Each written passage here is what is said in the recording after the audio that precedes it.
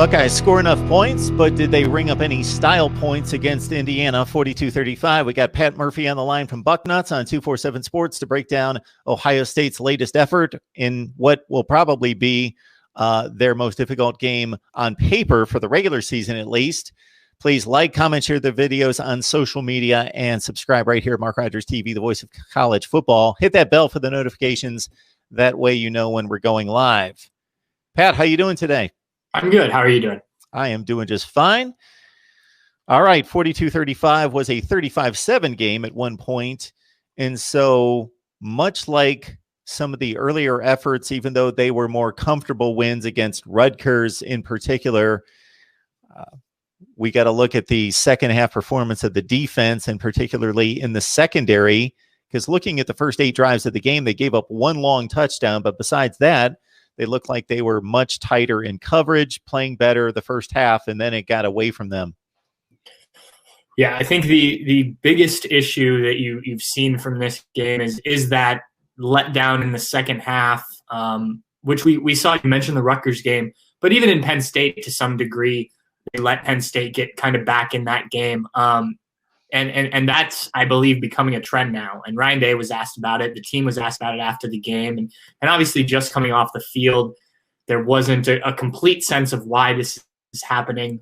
It'll be interesting to hear the team talk this week a little bit more after having reviewed things. But, you mentioned the secondary, and that's certainly a problem. They gave up, 491 passing yards. Only 490 total yards, so that meant -1 rushing yards for the game. But, that is a major issue. But just as a team, I think they're struggling to keep that same level of play in the first and second half, be that the secondary, the rest of the defense, the offense. I have the stats here. They have given up I believe they're being outscored at 74-73 in second halves. So obviously the defense is giving up more points. Yeah, 74-73. But the offense isn't scoring at the same rate. And there have been 2 defensive touchdowns scored. Shaun Wade's pick 6 on Saturday, and then Sevyn Banks's fumble recovery for a touchdown against Nebraska. So you take that off, and the offense is scoring even fewer points in the second half. So all in all, this team is just not playing to the same level. They're getting these big halftime leads, and across the board, they're struggling to maintain that same focus, same energy, whatever it may be. And it hasn't cost them yet. It came closer than it had this season on Saturday, obviously, with it ending just a 7-point game and Indiana having a chance at the end to drive the field. But, it's certainly an issue. And, the secondary is a major part of it. They cannot give up big plays. And I think some credit goes to Indiana's offense. This is a better offense than I think people are still giving them credit for, even though they've now done this against, historically the best teams in the Big Ten in 3 of their 5 games. But still, regardless of what the opponent is, giving up 491 passing yards to anyone other than maybe Trevor Lawrence is going to be looked at as a failure on the defense's part. So a lot to clean up. There's still young players in that secondary, and, I don't want to defend these guys because they have to grow up. They're Ohio State. They were recruited for a reason. But there is something to the fact that they didn't have those non-conference games, the normal off-season, didn't have spring practice to get used to, Shaun Wade playing a new position in the secondary and the rest of the guys starting for the first time. But, you're now halfway through this season, even if it is a shortened season. And if you're going to live up to the goals that you set for yourself as winning a national championship this year, the secondary has to be better, and the team in general has to be better. And Pat, it seemed to be a combination, these big plays and the breakdowns in the secondary, between blown coverages.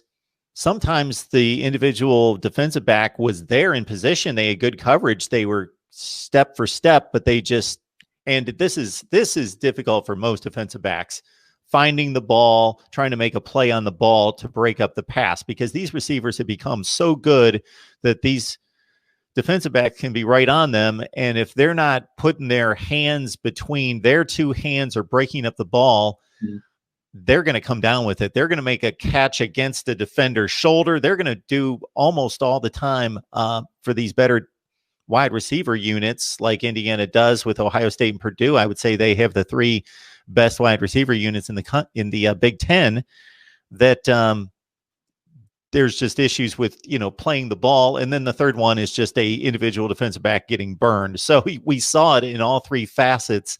One particular play, Marcus Hooker bit badly on, I don't know what he was biting on, because I didn't see a receiver in the area. And there were two other Ohio State defenders in that zone area.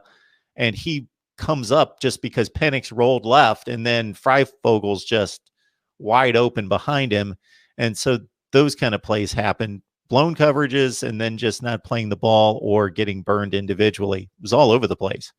Yeah, and you mentioned Marcus Hooker, Marcus Williamson, who's playing their slot corner position, had one where it looked like he went to double team a receiver and left Freifogel, and I don't know if he expected safety help and didn't get it or what the situation was there. But yeah, these kind of communications, these misreads of plays, that's where I think some of that may be youth, but at this point, you've got 3 games on paper, and some of these mistakes have been made before. So these guys need to start picking up on this stuff quickly. And either that, or, and Ryan Day was asked about this after the game, personnel changes, and he said as of right now he doesn't think that's necessary, but that they would have to evaluate that going forward.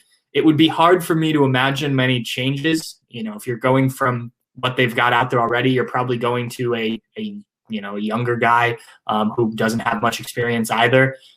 But you just can't have these lapses. Now, I think going forward, these next couple of games, you're going to be able to kind of get right. I don't expect Illinois this week to really be able to do a ton against Ohio State through the pass, but I guess you never know. Michigan State has been inconsistent in 2 weeks throwing the ball. So, there's a chance here to build some confidence and work on some things, but it has to look much better in these games, or you're really going to be concerned as a Buckeye fan about what the secondary is.